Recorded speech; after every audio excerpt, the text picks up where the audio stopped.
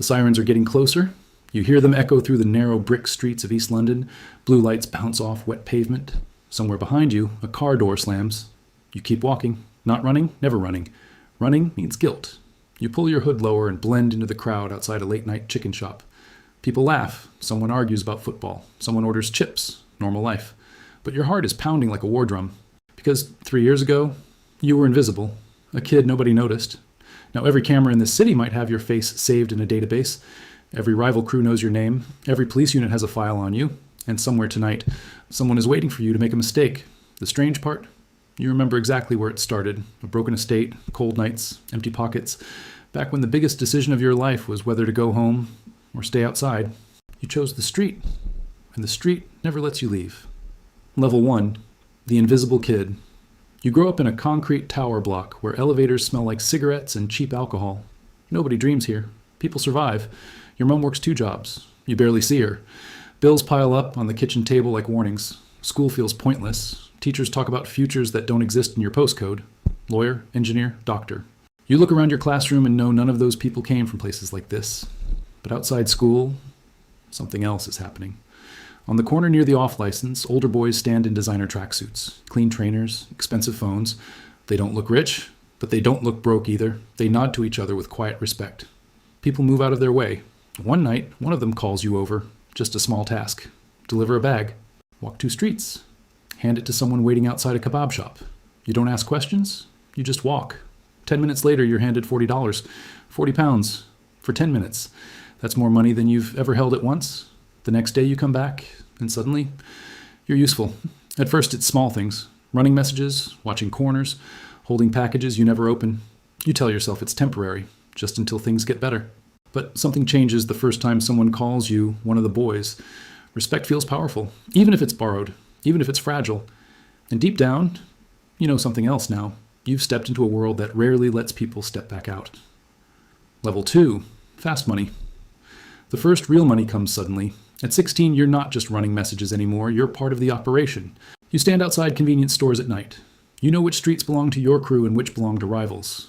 Your phone never stops buzzing. Short messages, locations, times, no names. You learn the rules quickly, never talk too much, never keep anything at home, never trust anyone who asks too many questions. The money starts stacking. $200 nights, $500 weekends. For the first time in your life, you buy things because you want them, not because you need them. New trainers, a watch, better clothes. People notice. Friends who ignored you now want to hang around. Girls suddenly smile more. But money attracts attention. Teachers start asking questions. Police patrol cars drive slowly past your estate at night. And sometimes, older members of the crew argue quietly in parked cars. You realize something important. This business looks easy from the outside. But every pound you earn belongs to someone above you. You're still at the bottom. And the bottom is replaceable. One mistake, one bad night. And someone younger, hungrier, more desperate will take your place. Level 3, first taste of power. The first time someone works for you, everything changes. You're 18 now. Older members trust you more. Not because you're loyal, because you've proven you can stay quiet. You handle small teams of runners, kids who remind you of who you used to be. They watch you the same way you once watched the older boys. You give instructions. They follow. Money flows faster now. $1,000 weeks, sometimes more. You start meeting people higher up the chain, men who never stand on street corners, men who drive expensive cars and wear calm confidence like armor. They talk about territory, about supply routes, about expansion. You realize the street level is just the surface. Behind it is something much bigger, something organized, something structured. For the first time, someone slides a thick envelope across the table to you. Inside is more money than your mom earns in months. Your reward for keeping things running smoothly. You feel powerful, important. But with that power comes something else, responsibility. If something goes wrong, it's your problem now, and problems in this world rarely stay small. Level 4, local leader. By 20, you control your own corner, not officially, but everyone knows. Runners report to you, dealers check in with you.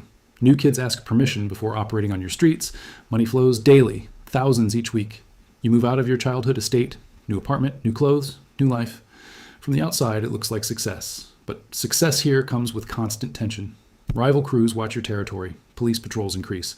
Phones must change often. Meetings happen in different locations every week. Trust becomes rare. You start noticing things. A car parked too long. A stranger watching from across the street. Someone asking too many questions. Paranoia slowly replaces excitement. And the higher you climb, the more people depend on you. Your decisions affect dozens of lives now. One wrong move could cost everyone money, or freedom, or worse. And every day, the pressure grows heavier. Level 5, regional power.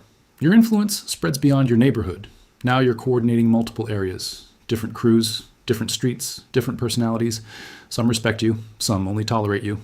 Money becomes serious now. 5 figures a month, sometimes 6. But managing people is harder than managing streets. Arguments happen, egos clash, rumors spread. You spend more time solving problems than making money. Meanwhile, police operations intensify across the city. More surveillance, more arrests. Every month someone disappears into the system, and every time it happens, you wonder if you're next. Sleep becomes difficult, phones stay on silent. You trust fewer people every week because power creates enemies, and enemies wait patiently. Level 6, isolation. At the top, the crowd disappears. Friends fade away.